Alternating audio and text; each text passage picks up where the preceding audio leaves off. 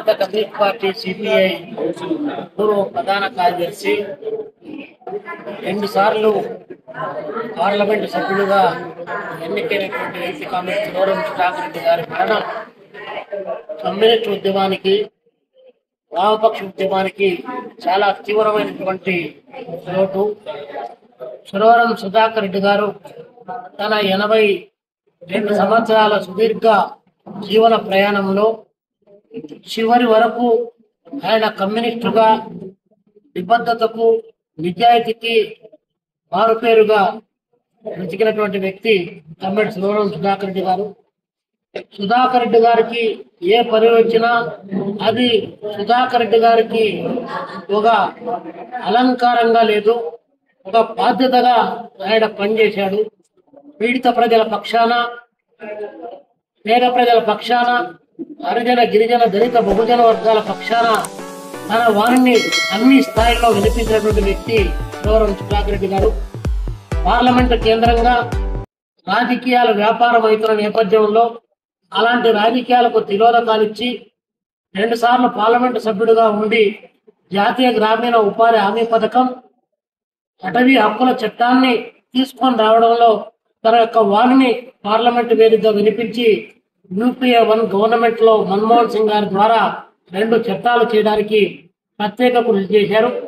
అదేవిధంగా కార్మిక వర్గం యొక్క జీతభత్యాలు, వారికి కనీస వేతనం కావాలని చెప్పి పార్లమెంటు స్టాండింగ్ కౌన్సిల్ సభ్యుడిగా ఉంటూ అటు ఇండస్ట్రియల్లో ఉన్నటువంటి కార్మిక సమస్యలు, ఇటు అవుట్ సోర్సింగ్ కాంట్రాక్ట్ కార్మిక సమస్యల్లో తన గలం ద్వారా పార్లమెంటు కేంద్రంగా వారికి అండగా నిలబడి వారి జీవన ప్రమాణాలను, జీత భత్యాలను పెంచడానికి ప్రముఖంగా కృషి చేశారు.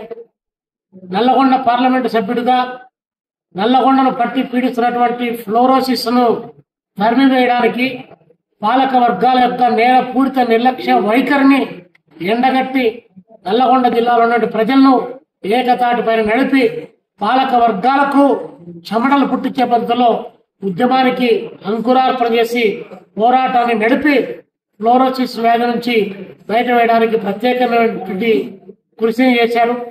అదేవిధంగా బ్యాంకులను కొల్లగొట్టి లక్షల కోట్ల రూపాయలు కార్పొరేట్ కంపెనీలు ఎగవేస్తున్నటువంటి తరుణంలో బ్యాంకుల్లో అప్పులు ఉన్నటువంటి దొంగల లిస్ట్ అంతా కూడా బయటికి వెలికి తీసి అలాంటి దొంగల పైన పోరాటం చేసి జాతి సంపదను కాపాడడానికి ప్రత్యేకంగా అలాంటి పోరాటానికి శ్రీకారం చుట్టారు. మరి అలాంటి వాటిలోనే 2G స్పెక్ట్రమ్ కుంభకోణం ఈ దేశంలో జరిగితే దానికి వ్యతిరేకంగా నిలబడి రిలయన్స్ లాంటి మల్టీనేషనల్ కంపెనీల యొక్క ఆగడాలను ఎదుర్కోవడానికి కమ్యూనిస్ట్ ఉద్యమాన్ని దేశవ్యాప్తంగా ప్రసరింపజేసినటువంటి వ్యక్తి కామ్రేడ్ సురవరం సుధాకర్ రెడ్డి గారు.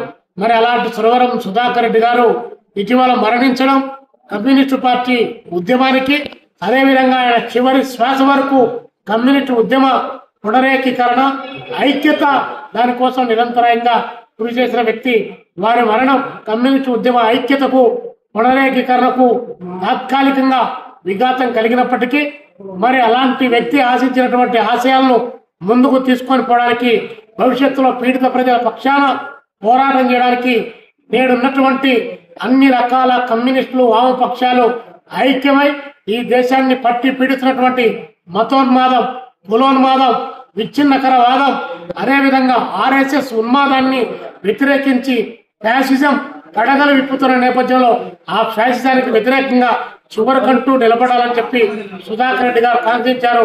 ఆ సుధాకర్ రెడ్డి గారి ఆశయాలను సాధించడానికి నేడున్నటువంటి కమ్యూనిస్టులు ఆ యొక్క పోరాటాలను కొనసాగించాలని చెప్పి ఈ సందర్భంగా పిలుపునిస్తా ఉన్నారు.